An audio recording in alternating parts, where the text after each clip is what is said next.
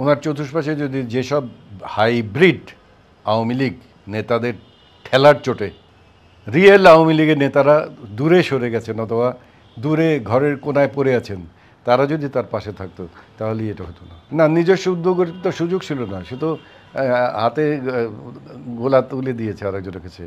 একটা কথা আছে বাংলায় যে মুখ থেকে বেরিয়ে আসা জবান আর হাত থেকে কামানের গোলা থেকে কামান থেকে বেরিয়ে আসা গোলা একবার যদি ছুটে যায় তাকে আর ফিরিয়ে আনা যায় না।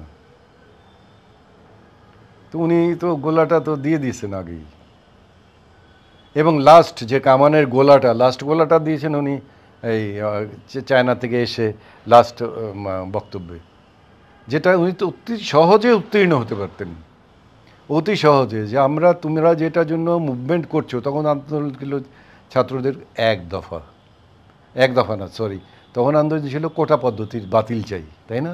তারা তো আর তখন তো আর দ্বিতীয় কিছু বলেনি, এক দফা তাদের কোটা পদ্ধতি। উনি এসে বলতেন যে তোমরা আমার বিরুদ্ধে আন্দোলন করছো কেন?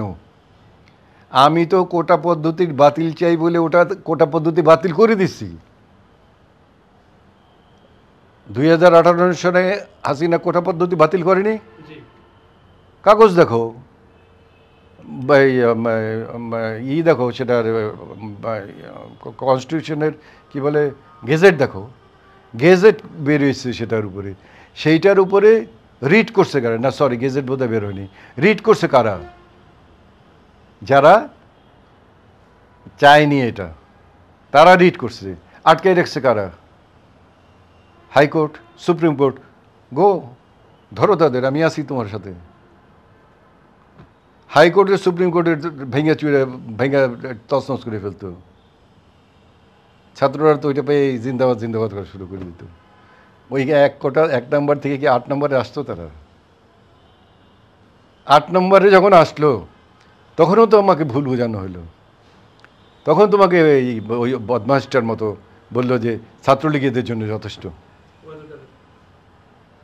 কাউয়া কাদের, তা কাউয়া কাদের যে এটা বলে যে ছাত্রদের কনফ্রন্টেশনে ফেলে দিল, এটা সে যদি না বলতো তাহলে তো এই কনফ্রন্টেশনটা হয় না, তাহলে তো 8 দফার মধ্যেই আলোচনাটা হতে পারে। উনি বললেন আমার দরজা খোলা আছে, খোলা রাখলে কেন হবে? ডাকো, তুমি তুমি তুমি তুমি তুমি তুমি 5 জন 10 জন আসো, কথা বলো আমার সাথে, কী চাই তোমাদের? This this this this take it. কোনটা? তারা তো কোনোটা অন্যায় চায়নি, সবগুলো দিয়ে দাও তাদের। তোমরা আমার তারপর তখনও তো তারা কিন্তু তখনও বলেছে মাননীয় প্রধানমন্ত্রীর কাছে এই দাবি। তখন কি তারা প্রথম বলেছিল যে আমরা জনগণের কাছে আমার বর্তমান স্বাধীন বাংলাদেশের কাছে আমাদের দিতে হবে? তা তো বলেনি। তারপরে আসলো তারা এক নাম্বার এক দাবি, তুই কবে যাবি? তো এটা উস্কানি করল দিল একজন, আপনি তারপরে এসে একটা সবসময় হালকা হালকা স্বরে কথা বলেন, অনেক সময় কোনো প্রয়োজনহীন কথা বলেন। অনেকবারই আমি আপনাকে আমি বলেছি, এই ফেসবুকেও বলেছি, তোমাদের এইটা ইউটিউবেও বলেছি, যে আপনার কি দরকার শেফের দায়িত্ব পালন করা? বার্গারের মধ্যে কি বলে কাঁঠাল দিয়ে বার্গার বানায় খাও, এটা is it necessary for the prime minister to speak?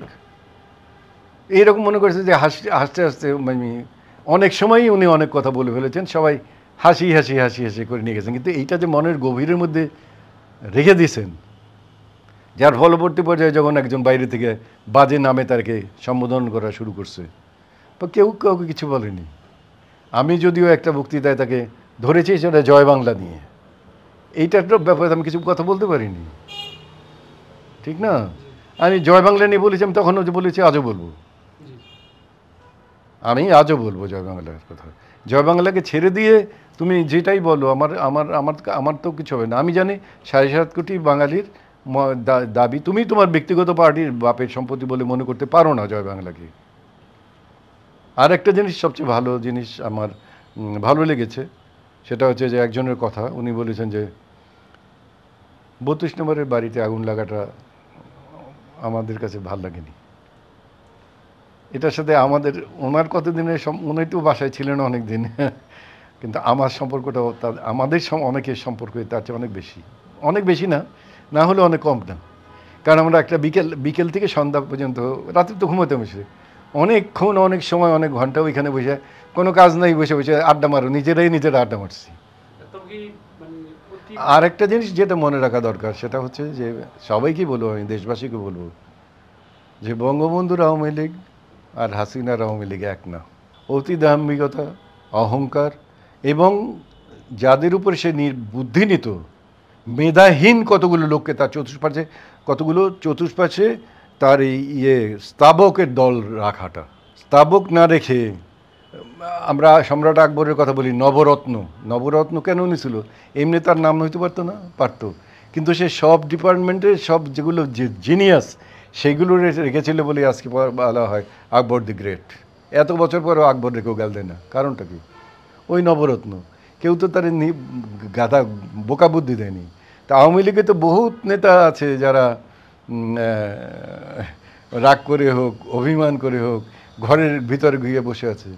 তারা যদি এইখানে থাকতো, তারা তো এইটা বলতো না। তারা ছাত্রলীগ যখন বারবার গত 1 বছর পর্যন্ত বলা হচ্ছে, 2-3 বছর পর্যন্ত বলা হচ্ছে যে ছাত্রলীগ বাড়াবাড়ি করতেছে, কই ছাত্রলীগের একটারও তো অ্যারেস্ট করেননি।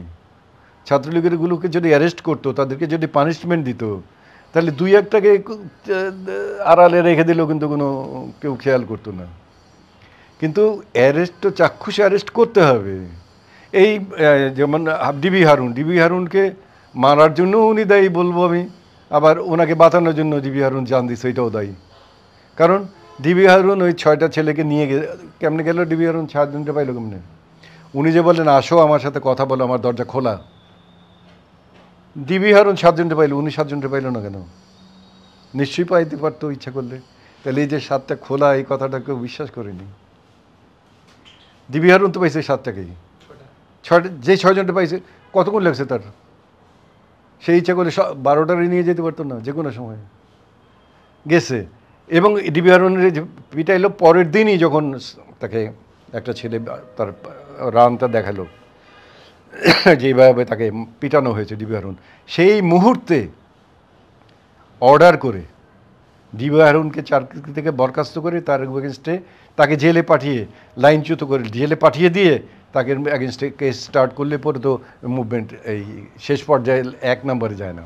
মানুষের আক্রোশের জায়গাগুলোকে যদি আমি স্তীমিত করে দিতে পারি, যে পুলিশকে, যারা পুলিশে গুলি করেছে তাদের স্ট্রেইট উনি এসে বললেই দিতে পারতেন যে কেউ গুলি করবে না, কারণ আর্মস পুলিশ জনগণের বন্ধু, ওদের আসতে দাও, ওরা মিটিং করুক, মিছিল করুক, স্লোগান মারুক, যা খুশি তাই করুক, তোমরা পাশে দাঁড়িয়ে থাকো, কোনো জিনিস যেন নষ্ট হয়, কিন্তু ওদের গায়ে হাত তুলতে পারবে না। কেউ বলতো যে এক দফা চাই।